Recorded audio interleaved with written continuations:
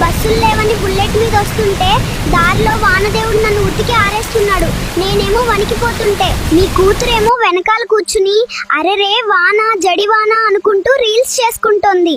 అయ్యో అల్లుడు గారు, ఎండాకాలం కదా, మీరు వస్తుంటే ఎండ దెబ్బ తగులుతుందని నేనే వానదేవుడికి ఫోన్ చేసి మరీ కురిపించాను. మునక్కాయ అత్తమ్మ గారు, ఇప్పుడు మీ వాన వల్ల నా బనియను లుంగి అంతా తడిసిపోయి లీటర్ల కొద్దీ నీళ్లు కారుతున్నాయి. అయ్యో కంగారు పడకండి, ఇక్కడ గిన్నెలు దోమడానికి నీళ్లు లేవు. మీరు అలాగే ఇంటికొస్తే ఆ షర్టు పిండి నీళ్లు పడితే ఆ గిన్నెలు దోమేసి కోడికూర వండేస్తాను. గిన్నెలు తోముతారా అత్తమ్మ గారు? మీ కూతురేమో మేకప్ కారిపోయి దెయ్యంలా కనిపిస్తోంది. నేనేమో నీళ్ళల్లో నానిన బజ్జీలా అయిపోయాను. అసలు మీ ఊరికి దారి ఎక్కడైనా ఉందా, లేక ఈత కొట్టుకుంటూ రావాలా? అయ్యో నా బిడ్డ మేకప్ గారిపోయిందా అల్లుడు గారు? మీరు ఆ వానల్లో కొట్టుకుపోయినా పర్లేదు, నా సుకుమారి కూతురికి ఒక్క చినుకు తగలొద్దు. వెంటనే మీ షర్ట్ ఇప్పేసి నా బిడ్డకు గొడుగులా పట్టుకోండి. కూతురు మేకప్ మీద ఉన్న ప్రేమలో కనీసం పావలా వంతు కూడా ఈ అల్లుడి ప్రాణం మీద లేదు. ఆ కోడికూర మీరే తినేయండి, నేను ఈ వానలో పడి ఎక్కడికైనా కొట్టుకుపోతా.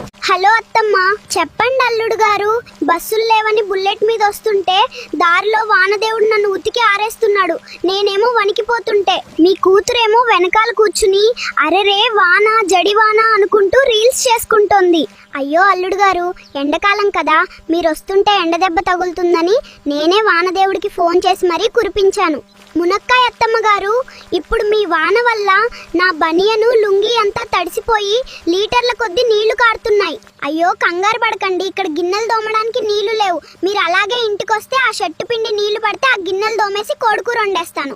గిన్నెలు తోముతారా అత్తమ్మ గారు? మీ కూతురేమో మేకప్ కారిపోయి దెయ్యంలా కనిపిస్తోంది. నేనేమో నీళ్ళల్లో నానిన బజ్జీలా అయిపోయాను. అసలు మీ ఊరికి దారి ఎక్కడైనా ఉందా, లేక ఈత కొట్టుకుంటూ రావాలా? అయ్యో నా బిడ్డ మేకప్ గారిపోయిందా అల్లుడు గారు? మీరు ఆ వానల్లో కొట్టుకుపోయినా పర్లేదు, నా సుకుమారి కూతురికి ఒక్క చినుకు తగలొద్దు.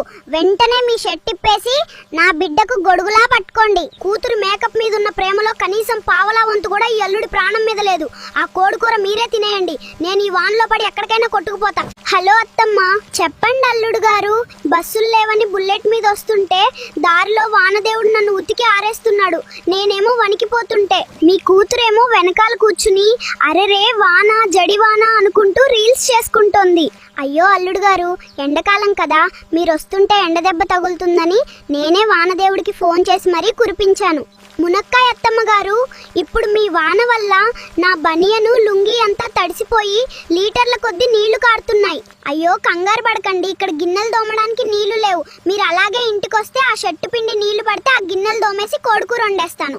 గిన్నెలు తోముతారా అత్తమ్మ గారు? మీ కూతురేమో